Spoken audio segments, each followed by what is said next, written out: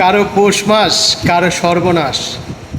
এক সাইডে আগুন জ্বলছে, মানুষ পুড়ে কয়লা হয়ে যাচ্ছে, আর এক শ্রেণীর মানুষ দেখেন কতটা নির্লজ্জ হলে এই সকল কাজ করতে পারে। আমি ভাষাই খুঁজে পাই না আমাদের বাংলাদেশের মানুষ এতটা স্বার্থপর, এতটা নীচ। সত্যি আমি এমন একটা দেশে বাস করি, ভাবতে ঘৃণা হয়।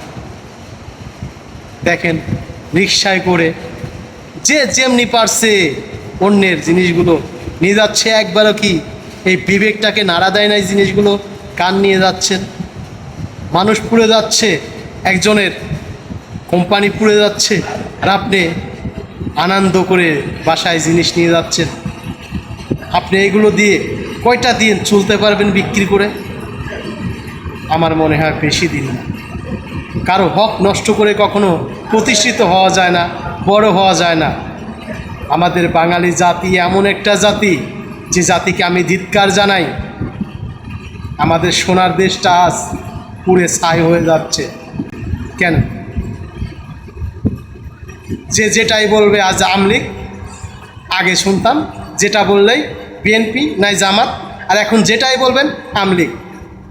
রিকশালারা আমলিগ, আনসার আমলিগ। হ্যাঁ, খুবই ঘৃণা হয় এই জাতির পর, যে জাতি মানুষের হক মেরে খায়। হয়তো আমার কথাগুলো আপনাদের খারাপ লাগবে, একটু বিবেক দিয়ে ভাবুন কার জিনিসগুলো নিয়ে যাচ্ছেন। আজকে আপনি যদি এই জায়গায় থাকতেন আপনার কি হতো? একবার কি ভেবে দেখছেন? এই ক্ষতিটা যদি আপনার হতো, একবার কি ভেবে দেখছেন? ভাবেননি একবারও। একটা মানুষের ক্ষতি হয়ে যাচ্ছে, মানুষ পুড়ে ছাই হয়ে যাচ্ছে, আর আপনি সেখান থেকে জিনিস নিয়ে চলে যাচ্ছেন হাসতে হাসতে। যে একটি পারে না সে তিনটি নিয়ে যাচ্ছে।